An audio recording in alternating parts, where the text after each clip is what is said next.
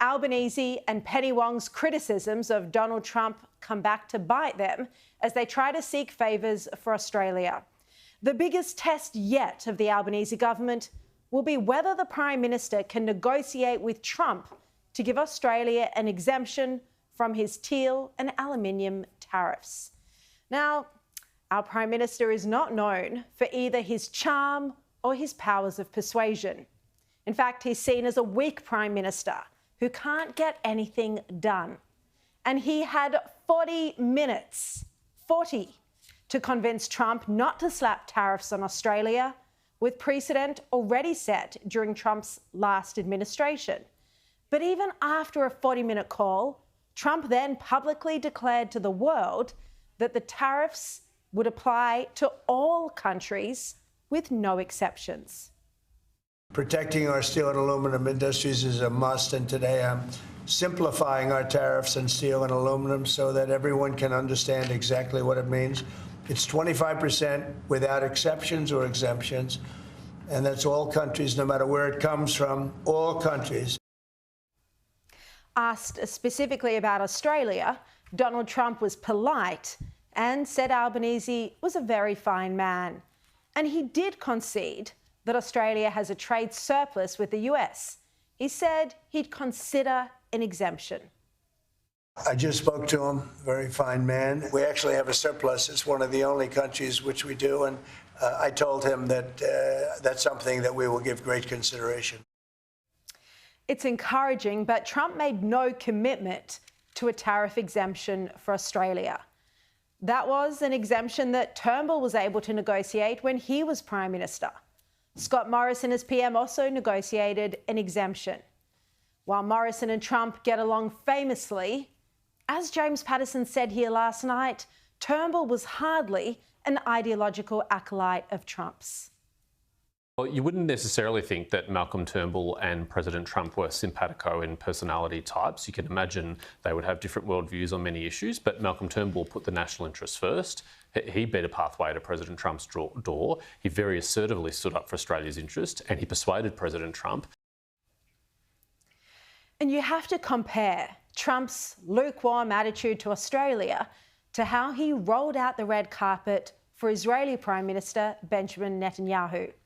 We can plainly see that Trump isn't treating Australia anywhere nearly as warmly as he is other clearly better allies like Israel. And we know why. Policy and personality. On the policy front, there's already been a rift between America and Australia under the Biden administration. America was deeply unhappy with Australia's voting record on Israel at the United Nations. The Biden administration was also unhappy with how Albanese was cozying up to China.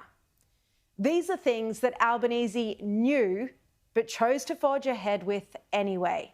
And now they could come back to haunt him. It seems he was not so worried about not upsetting Chinese dictator Xi Jinping, and now he's put the Australian-US alliance at risk. And this means hurting Australian businesses and the economy. And that's the reality of the matter. Then there's personality. Trump would be well aware of Albanese and Kevin Rudd's comments about him in the past. As you know, Kevin Rudd called him a village idiot, while Albanese mocked Trump. The United States in the last 4 years has been run by village idiots. People have seen China continuing to be competent in its national statecraft, and the United States increasingly incompetent in its national statecraft under Trump. He scares out of me, and I think it's of some concern that the leader of the free world thinks that you can conduct politics through 140 characters on Twitter.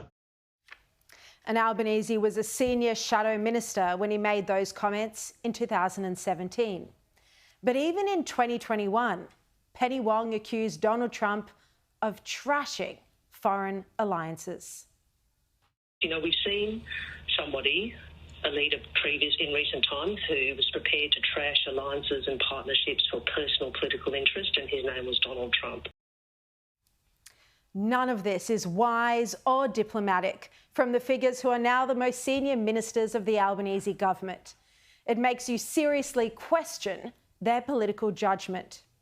Now, the tariffs begin on March the 4th, so Albanese has around 3 weeks to convince the president that he should treat Australia like his closest ally.